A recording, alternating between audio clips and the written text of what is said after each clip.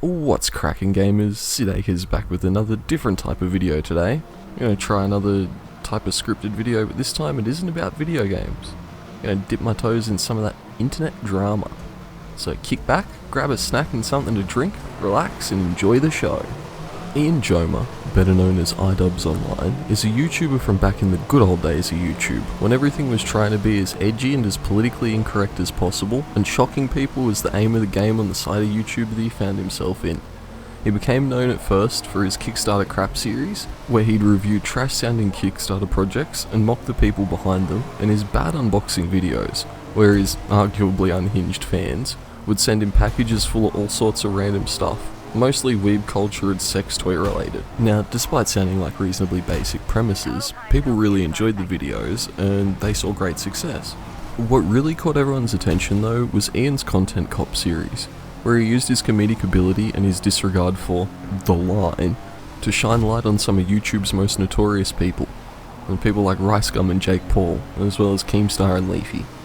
The Leafy video was one of his best in my opinion, before it was taken down by YouTube for bullying and harassment.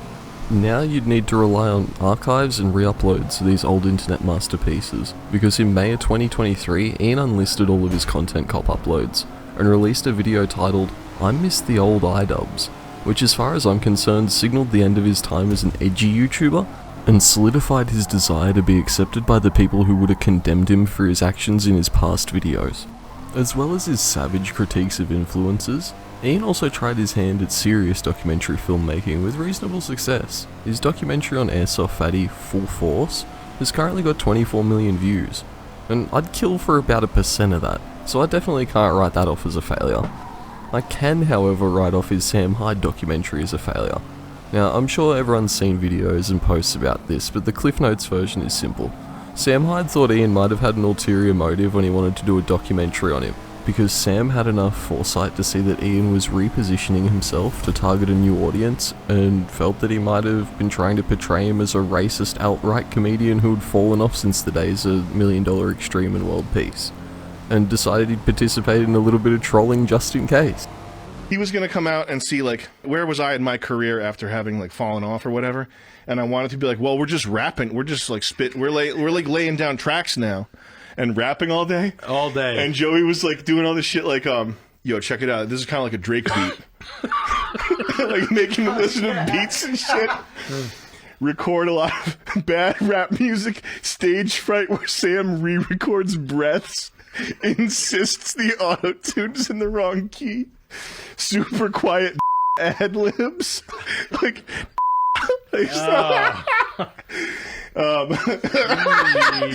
a song with the hook swag like IdubbbzTV. Stage fight over who gets to use the alias Cream Boy. And what ensued was one of the most unhinged videos I've ever seen, and one of the most awkward interviews that's ever been recorded on film since Jesse Ventura tried to fight Jim Norton on Opie and Anthony. I just think that if we are attacked, we have the right to want our military to respond. So that's not some warmonger saying, fuck the boys, send them over. That's what I wanted to address. Jesse just sits and looks at Jimmy. Why? Awkwardly. That was a fair point I just made. You were wrong when you said that. I don't know, I didn't listen. You just talk over everybody. Holy, you're a big guy and you talk I loud. talked over you. Yes, You're just now yelling at me because I'm not talking. I'm not yelling at you. I'm just yelling about your point. You accused us of something, so it's not No, fair. I didn't accuse him. Sure you did. You guys are just full of shit. You're warmongers. It's like that's not the truth. Yeah. Yes. I stand corrected. Thank you. You're a great American. Well, I'm not saying I'm a great American, but I'm not a warmonger. When your country calls, you're there. Hey, I've never been in the military, so you're brave. I'm a coward. I have no right. We got it. Stop. Did I say that? Yes, you did, through implication. We all speak this. We have the commonality of language, so you can't say, did I say that, when you say something. To me.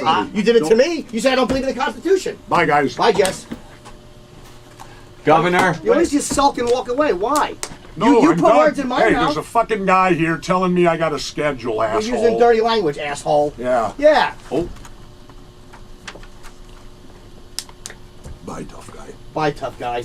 And thanks for your service to our country. You're welcome. Thanks for touching me with your fucking stupid riff-raff and fucking Rocky Horror hairdo. You're bigger than me and stronger than me, so what? I don't give a shit.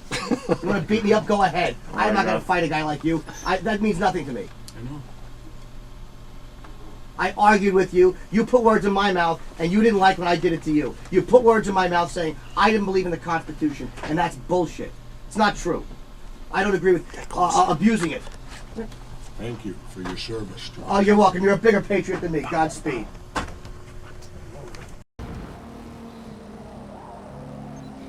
And as well as his attempts at documentary filmmaking, Ian's also been dabbling in a bit of influencer boxing, taking a leadership role and a role as a fighter in Creator Clash, an event that has its roots in his Content Cop video about Rice Gum, where he called out Rice Gum and said he wanted to fight him, and then after literal years of them going back and forth, the fight never happened, and we got Creator Clash. So I'm still not sure if we really won, but at least I know who Justin Minks is now, so that's pretty cool, I guess.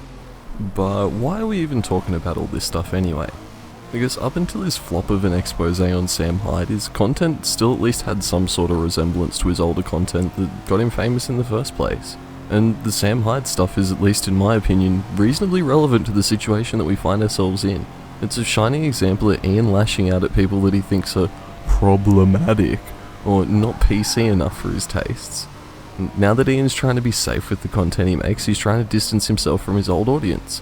And I think we can see a bit of a trend forming as his content progresses.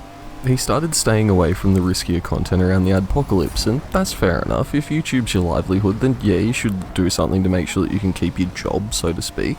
But at the same time, you can do that without alienating your audience. And definitely without straight up smack talking your old audience because you think it'll get you points with the new side you're on. I know this may come as a shock to some people, but they're only letting you pretend to be one of them so they can skewer you as soon as you mess up. In the lead up to Creator Clash 2, IdubbbzTV managed to put his foot in his mouth again when he essentially blackballed YouTuber Froggy Fresh from appearing at the event because of comments he made on Twitter about Ian's wife and mother-in-law. The entire drama was hilarious, but there was that much whinging and complaining that it wouldn't be possible for me to explain the entire thing in a concise manner whilst covering all the stuff that was funny. The short version is that Froggy had a heated Twitter exchange with Ian's mother-in-law and Ian didn't appreciate it, which led to Froggy's removal. But I think it was a lot deeper than that. I think that Froggy training with Sam Hyde, and all the Sam Hyde stuff in general, had a lot more of an influence on the decision than Ian's willing to admit. Be it due to pride over getting the tables turned on him during his documentary on Sam, or just out of fear that his new crowd of friends and fans would think that he's the same old guy from back in the day. I think there's more to this than we've been told, or we ever will be told. But as a result of all the drama surrounding the event, it ended up not being a success, which is a shame because it was an event to raise money for charity. Ian revealed that after the event was all said and done, he was $250,000 in the red. Perhaps eating a slice of humble pie when all the drama was going on could have led to a more favourable outcome for the charities involved, but it's pointless to think about that at this stage. And that brings us to now. Since the Creator Clash 2 drama with Froggy Fresh and the I Miss the Old IdubbbzTV video that Ian released on May 19th of this year, 2023, if you're watching it in a different year, where he was bashing his old content and his old fans, Ian's channel's hemorrhaged views. His videos prior to Creator Clash 2 were receiving 1 million plus views on a regular basis. Well, as regular as he could be bothered to upload anyway. But now he's lucky to get 300k on a video, with the occasional 500k here and there on a channel that has 7.5 million subs. Talk about alienating your audience. Gone are the days of the classic IdubbbzTV content that we all came to love, like Content Cop or bad unboxing or Kickstarter crap. Instead we get videos about ants on a log, or the playground equipment tier rankings, or my personal favourite from the modern IdubbbzTV library, ranking all the Cheez-Its by which generation would eat them. What? This sounds like the sort of thing a schizophrenic homeless person would come up with while they were trying to convince you that they weren't totally insane. Instead, what we get now is watered down content that appeals to, well, someone I guess. If you can figure it out, let me know, but you should probably let IdubbbzTV know first, because I think he'd like to know. I can understand the argument of, oh, he's older now, he's matured, and stuff like that, but it'd be like Opie and Anthony getting popular as shock jocks and then turning into a regular morning zoo show and acting like nothing happened. People would call him on it, and rightfully so. You can't get popular being all edgy and then change your tune to try to appeal to everyone. It just comes off as insincere. And then, if you're actually unlucky enough to have to watch one of these videos, you'll see that he has about as much passion as I have will to live. It's one of those things. As a person that was probably just the right age to enjoy the golden age of YouTube, with the redacted videos, the Max Mofo stuff, How to Basic, iDubbbz, all those sorts of people, and especially the collabs where they'd all get together and make something completely unhinged, it was a special feeling to knock off work on a Friday night and head around to my mate's house, start drinking and jump on YouTube and go, oh shit, a new iDubbbz video, let's watch it boys, it'll be hilarious. And it usually was. I wouldn't want to be drinking and put on a modern iDubbbz video. It'd probably lead to hospitalization. It could just be nostalgia for a bygone age, or maybe the adpocalypse really did change things, and not for the better. But I feel like Ian's kind of just phoning it in at this point. Like there's no real soul in the stuff that he makes. I'd imagine that if I had to take a guess, the majority of Ian's old subs have been around for as long as I have, and they probably feel a similar way. And as a result, they don't have a reason to click on a new iDubbbz video. Why click on something that's just going to make you depressed because it isn't as good as his old content? Or even in a similar style? All I can say is you'd have to have a shortage of grass to watch grow, or paint to watch dry if you're sitting around thinking, the dangers of door-to-door salesman is going to be a fun use of 16 minutes and 41 seconds.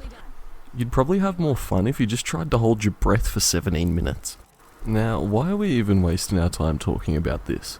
Because it's reasonably depressing to see someone that you would have considered one of the funniest people on YouTube 10 years ago to fall so far down that they have to resort making videos about influencer brand collaborations to stay relevant.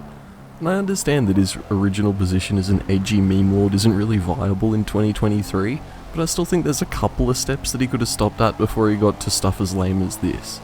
And, geez, I guess there's always getting yourself demonetized and starting a Patreon.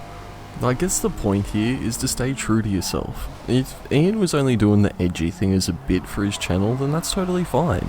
But he should have been upfront about it instead of coming across like a massive hypocrite like he does now. And there's plenty more drama in this entire situation. I'm barely scratching the surface, so maybe one day I'll take a deep dive into the iDubbbz stuff. But for now I think it's as good a time as any for me to drop it and run away, because I really don't need to get sectioned under the Mental Health Act if I can avoid it. Oh, and Ian, if by some miracle you manage to see this and you're planning Creator Clash 3, I'd love to be your opponent, big fella.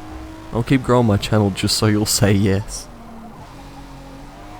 But if you've managed to make it this far, be sure to drop a like, a comment and a sub if you enjoyed the video, and if you didn't, tell me why. I'd love to hear your feedback and have a bit of a discussion about what you think about iDubbbz's massive downfall. So until the next time, take it easy and I'll catch you in the next video.